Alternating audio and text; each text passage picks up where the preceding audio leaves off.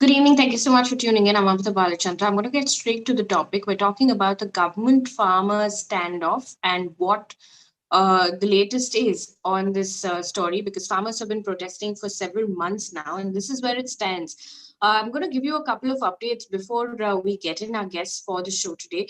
After the Republic Day incident with the farmers' tractor rally, internet services were suspended from Jan 30th, and the government initially said that this was a period of 48 hours. Post that, we now understand a group of 141 lawyers have written to Chief Justice of India asking him to take cognizance of this matter or the decision to suspend internet services. Apart from that, there's also an update that's coming in on government, what the government has said to the tweets that came in from not just Rihana and Greta, but a whole host of other celebrities who's tweeted in support of the protesting farmers. The government has now said that the Parliament of India, uh, only after a full debate and discussion, had passed this legislation relating to the agricultural sector. They've also gone ahead and said that this is neither the tweets that have come in from them is neither accurate nor responsible. Additionally, we also know that on Monday, more than 250 accounts were blocked for tweeting or retweeting on Twitter with the farmer genocide hashtag. Those accounts have now been unblocked, but this is the latest that's coming that the government has now issued a notice to Twitter saying the social media company was violating the IT Act, Section 69, that provides for 7 years of imprisonment by doing so. In the meantime, we also hear of through reports that there is barricading going on at Tikri border, along with other borders as well, including barbed wires and cement blocks that have been erected. Apart from that, there are also reports that a makeshift wall has been created at Singhu border. So, just to get an understanding what really is going on at these protest sites, what farmers are saying to all of the developments that have come in. Will there be another talk at all? We're going to understand all of these things from Nidhi Suresh, who's a reporter at News Laundry, who has been tracking the story from day one. Nidhi, thank you so much for making time and speaking to us. First of all, you were at Singhu border just yesterday. If you can first of all tell us what's going on at each of these borders right now. Yeah, so we've been there from News Laundry, we've been there from 27th of November, which is when the farmers reached the borders of Delhi. And there's been a very clear change of the mood of the protest since the 26th of January. And then there was a very tense day or two after that, after which on 29th, a mob of 150 to 200 people who the police refer to as locals and the farmers refer to as BJP affiliated and RSS affiliated people had arrived at the protest, and there was a bit of violence that happened. And from there, about 44 farmers, this is the reported numbers, 44 farmers were detained by the police. So right now there seems to be a lot of anger on ground. There's frustration as they've been here since braving the cold of Delhi, which is not easy to do, and they've been there patiently waiting at the borders. And there's a lot of frustration, but there's also a sense of understanding that the government or they feel that the government is waiting for things to go a little out of control. So when we're talking to people and asking them what they're feeling, are they growing impatient? There's no questions of impatience because from the very beginning they've been saying that they have ration for the next 6 months. But they are getting frustrated at how they're being treated. But they also say that we're trying our best not to be violent. We're trying our best not to react because that is enough fodder for the government or certain sections of the media to jump onto the bandwagon and show that this is what we are and we're barbaric and we have no control on ourselves. So we were speaking to a few people on ground who said that even after the incident on 29th, the next day and the previous day, there were a group of people that had arrived there and asked the farmers to leave. And when we asked them that the police is saying this is locals, they had a few very important questions which I thought were valid. One, they said, we have been in regular touch with the locals. They said that the farmer leaders have been in touch with the panchayat leaders of the villages around the protest area. And so far, nobody has really expressed any frustration with the movement as such. Although there is frustration and increasing frustration at the inconvenience that it's causing to their lives. And the other question they asked is if there's so much increased security, and that's very, very visible on ground. So if you go to Singhu, the geography changes almost every day. And we've been going there so regularly, and we still take, like yesterday, I remember we took over an hour to just make our way inside the protest from where we had parked our cars. So every day the geography changes. And they said, if there's so much police barricading, at every point we had checked, journalists are asked for press cards, locals are asked to go back. Then how did this mob of 120 to 150 people even make their way inside the protest? If police are just turning away so many people, how did they find their way inside?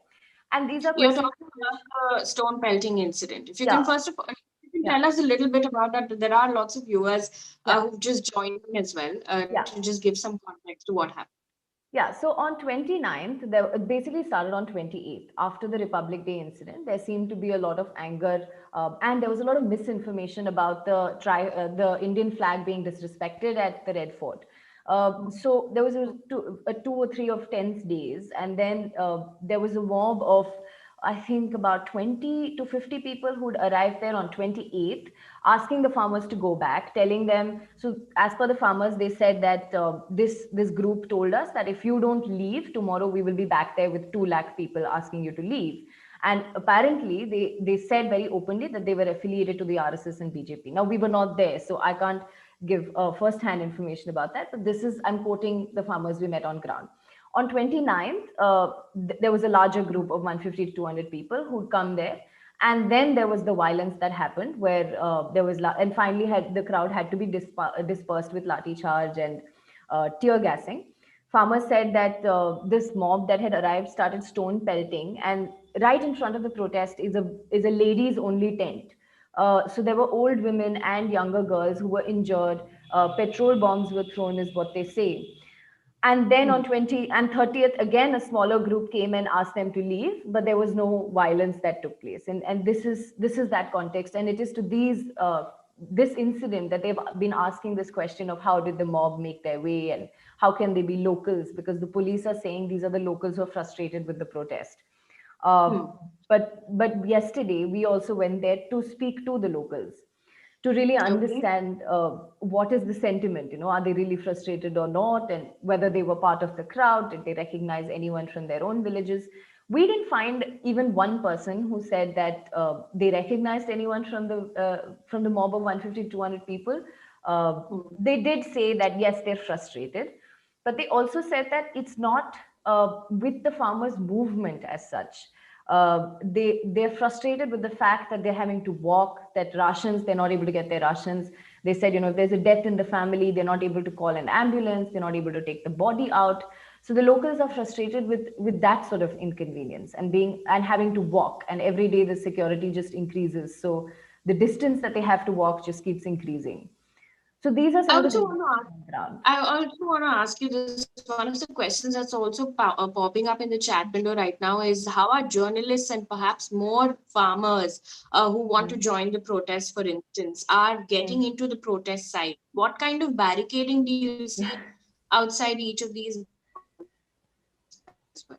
Yeah, I mean, I'll stick largely to Singhu because I've been mostly reporting at Singhu. Okay. We've had our team of reporters at other protest sites, but this is a real challenge right now because I mean, like I said, especially after the 26th of January, the geography keeps changing. So right now, there's police barricading that begins about a kilometer and a half away from the main protest site at Singhu.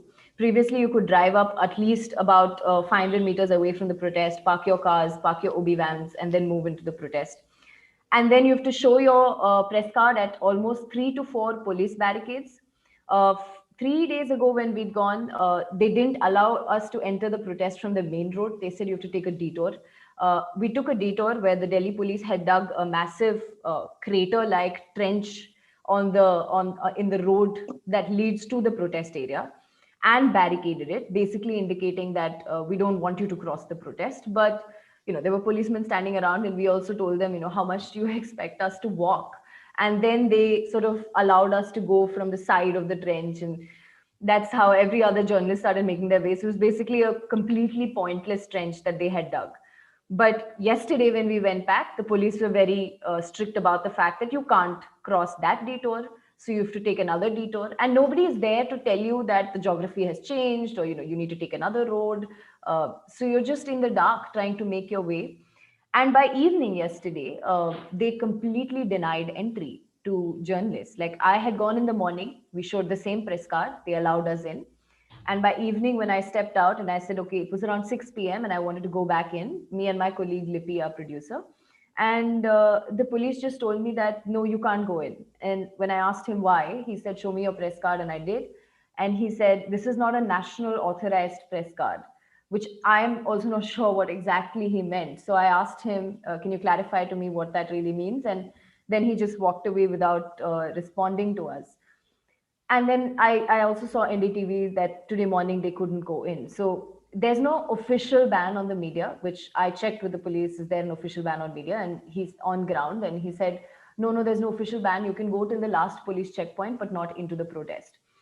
And they're just doing everything. It seems like any reporter who's been on ground will, I think, agree with this, that it seems like they're doing everything to deter people from entering the protest. And in Tikri, we saw, like, our reporters also put it out, and we also saw online how they're having these nails being welded into the ground.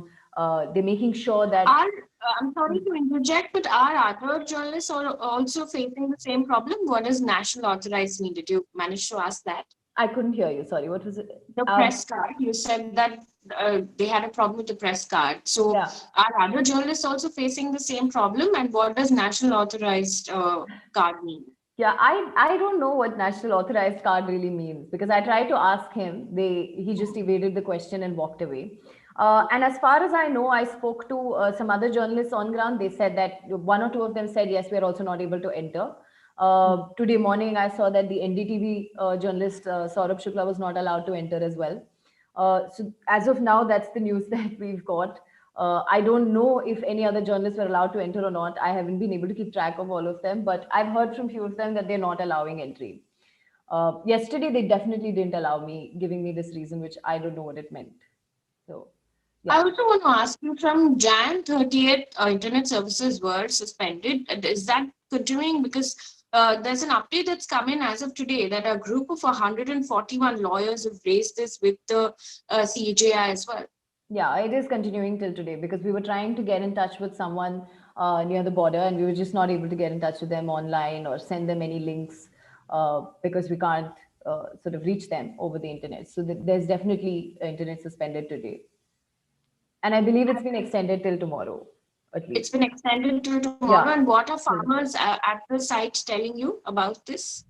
They're frustrated because, there's also this desire to not speak to what they refer to as Godi media and medias that the media organizations they feel which are not showing their version of the story or completely biased towards another side of the story. So what they often do is they'll ask you for your press card. And if they don't know the channel, like there are some channels which they know off the back of their hand, like Aaj Tak or India Today, who they don't want to speak to, or Times Now or Republic. But there are channels like ours, which not a lot of farmers know about. So what they tend to do then is immediately go on YouTube. They'll check what kind of work you've been doing, and they can't do that now. So that's frustrating them. They are frustrated that they're not able to get any news of their own protest on ground. They don't know what's happening. So it's like a blackout. It's like they want to be kept in the dark. And this excuse that the Ministry of Information has given that this is being done for public safety, to me seems a little bizarre, because I don't know whose safety is being protected and whose safety is being considered, because I think the farmers would like to know regular updates of what's happening on their movement, what the leaders are saying, what political leaders are saying. And it seems fair that they have that information, but they don't right now. So there's a lot of frustration towards that as well.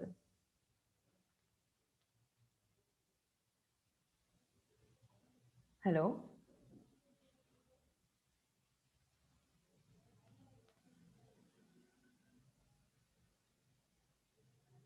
Nidhi, can you hear me?